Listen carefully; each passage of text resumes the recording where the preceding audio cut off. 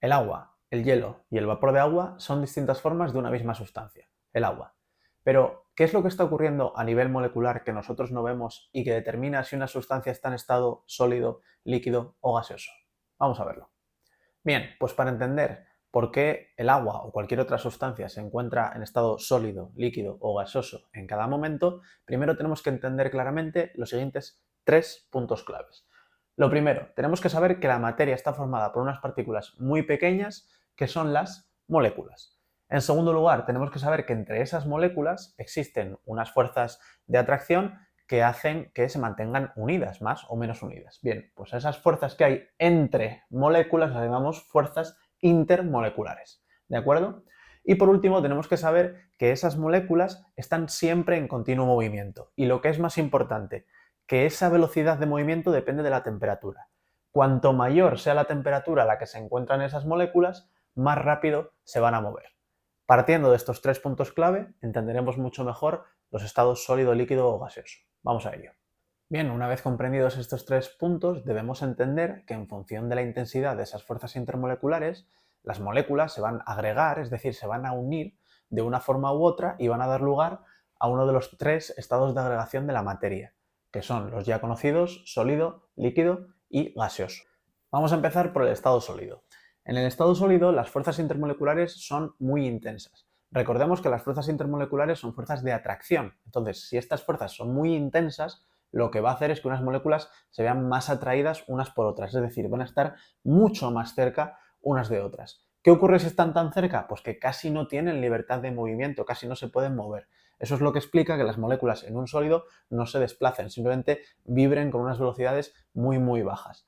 También esto explica, el hecho de que no se desplacen, es lo que explica que los sólidos tengan forma fija, que su forma no varíe en función del recipiente en el que los tengamos. Si yo tengo un cubito de hielo en un vaso, en una mesa o en un recipiente totalmente distinto, pues siempre va a tener la misma forma. Además, el volumen es constante, ese cubito de hielo siempre va a ocupar el mismo tamaño. Os dejo además por aquí una animación donde podéis ver cómo se comportan las moléculas en una sustancia que está en estado sólido. Como podéis ver, las moléculas vibran pero no se desplazan. Bien, vamos ahora con el estado líquido. En el estado líquido las fuerzas intermoleculares son menos intensas, por lo que las moléculas ya no están tan cerca unas de otras. Al no estar tan cerca unas moléculas de otras, estas se pueden mover con mayor libertad. Y esto es lo que explica que los líquidos tengan forma variable. Y se ve perfectamente con un ejemplo. Si echamos agua en un vaso y a continuación vertemos ese agua en una taza completamente distinta, veremos que la forma del agua cambia de tener la que tenía en el vaso a tener la de la taza. Es decir, la forma de los líquidos se adapta al recipiente que los contiene. Por otro lado, lo que no cambia es el volumen, es decir, si yo en el vaso tenía 25 mililitros de agua y los vierto en la taza, seguiré teniendo 25 mililitros de agua. El volumen se mantiene constante, como ocurría en los sólidos. Os dejo por aquí una animación donde podéis ver cómo se comportan las moléculas de una sustancia que está en estado líquido. Muy bien, y por último tenemos el estado gaseoso. En el estado gaseoso, las fuerzas intermoleculares son muy débiles, lo cual explica que las moléculas estén muy alejadas unas de otras. Esto hace que estas moléculas tengan una libertad de movimiento total, mucho mayor que la que tienen cuando están en estado líquido. De la misma manera que los líquidos, los gases tienen una forma variable, es decir, se adaptan a la forma del recipiente que los contiene. ¿Cuál es la diferencia principal con los líquidos? Bien, pues la diferencia principal es el volumen. Si yo tengo, como dije antes, si yo tengo 20 mililitros de agua en un vaso y los echo en una taza, seguirán siendo 20 mililitros. Pero esto no ocurre en los gases. Si yo tengo un recipiente de 50 mililitros con un gas, por ejemplo, aire, ese gas tiende a ocupar los 50 mililitros del recipiente. ¿Qué significa esto? Que si yo cojo esa misma cantidad de gas y la traspaso a otro recipiente de 100 mililitros, el volumen de gas pasará a ser de 100 mililitros, porque tiende a ocupar todo el volumen del recipiente. De la misma manera, mediante un pistón, por ejemplo, puedo comprimir el gas para reducir su volumen. Y esto nos lleva a una de las características diferenciales de los gases y que los hace de alguna manera únicos, y es que son compresibles. Podemos modificar su volumen. Os dejo por aquí, además, una animación donde podéis ver cómo se comportan las moléculas de una sustancia que está en estado gaseoso. Bien, ya conocemos cuáles son las características de cada uno de los tres estados de agregación. Pero, ¿qué es lo que hace que una sustancia pase de un estado a otro? Bien, pues la clave aquí está en la temperatura. Si os acordáis, al principio del vídeo dijimos que cuanto mayor sea la temperatura de una sustancia, a mayor velocidad se moverán sus moléculas. Entonces, ¿qué ocurre cuando yo tengo una sustancia en estado sólido y empiezo a aumentar su temperatura? Cuando está en estado sólido, sus moléculas solo vibran, casi no se desplazan, es decir, su velocidad de movimiento es muy baja. Pero si empiezo a aumentar la temperatura, esas moléculas se empezarán a mover más rápido, es decir, se están acercando al estado líquido, ¿de acuerdo?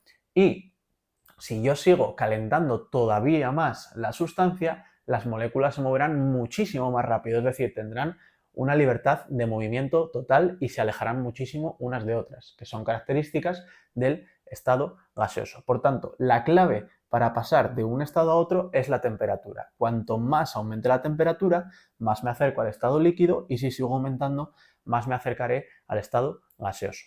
Os dejo por aquí una animación con una sustancia que está en estado sólido, la empezamos a calentar y podemos ver cómo esas moléculas se empiezan a mover un poco más y un poco más hasta que pasan al estado líquido y empiezan a adaptarse ligeramente a la forma del recipiente. A continuación seguimos calentándolas mucho más y entonces vemos que la velocidad de estas partículas aumenta considerablemente, adquieren una libertad de movimiento total y tienden a ocupar toda la forma o todo el volumen disponible del recipiente. Es decir, esas moléculas ya están o esa sustancia ya se encuentra en estado gaseoso. Por tanto, la temperatura es lo que determina que una sustancia se encuentre en un estado de agregación u otro. Pero ¿cuándo pasa esa sustancia de un estado a otro? Bien, pues antes de responder a esta pregunta me gustaría recordaros varias cosas. Lo primero, que el proceso por el cual una sustancia pasa de estado sólido a líquido se llama fusión, mientras que el proceso contrario, de líquido a sólido, se llama solidificación. Por otro lado, el paso de estado líquido a gaseoso se llama vaporización y el proceso contrario, de estado gaseoso a estado líquido, se llama condensación. Bien, pues una vez repasado esto, que ya deberíamos conocer de cursos anteriores, tenemos que conocer dos conceptos nuevos, que son el de punto de fusión y punto de ebullición. ¿Qué es el punto de fusión? El punto de fusión es la temperatura a la cual una sustancia pasa de estado sólido a líquido o de líquido a sólido. Lo mismo me da en un sentido que en el otro. Tiene sentido que se llame punto de fusión porque fusión es el paso de sólido a líquido. Pensemos en el agua. ¿Cuál es el punto de fusión del agua? Es decir, ¿a qué temperatura el agua líquida pasa a hielo o el hielo pasa a agua líquida? Pues a 0 grados centígrados. Eso significa que el punto de fusión del agua es de 0 grados centígrados. ¿Significa esto que todas las sustancias conocidas pasan de ese estado al otro a 0 grados centígrados? Para nada. Cada sustancia tiene su propio punto de fusión. Por ejemplo, el aluminio pasa de estado sólido a líquido y viceversa a 660 grados centígrados, que no tienen nada que ver con los 0 grados centígrados del agua. Y por otro lado tengo el punto de ebullición. El punto de ebullición es la temperatura a la cual una sustancia pasa de estado líquido a gaseoso o viceversa. En el caso del agua, el punto de ebullición es de 100 grados centígrados. Pero igualmente esto no significa que todas las sustancias tengan ese. En el caso del aluminio, por seguir con el aluminio, para pasar el aluminio de estado líquido a gaseoso necesitamos ponerlo a más de 2500 grados centígrados. Resumiendo, los puntos de fusión y ebullición son distintos para cada sustancia y son las temperaturas en las cuales se producen los dos cambios de estado principales, es decir, de sólido a líquido, líquido a sólido y de líquido a gaseoso, gaseoso a líquido. Si el vídeo te ha sido útil, dale like, deja tus dudas aquí abajo en los comentarios y suscríbete para no perderte el próximo vídeo en el cual resolveré un ejercicio en el que nos dan varias sustancias con sus puntos de fusión y ebullición y nos preguntan en qué estado está cada una o qué sustancias están a determinado estado a una temperatura concreta. Además, te dejo por aquí un vídeo en el que te explico los conceptos de materia, masa, volumen y densidad de forma sencilla y rápida. Nos vemos en el siguiente. Adiós.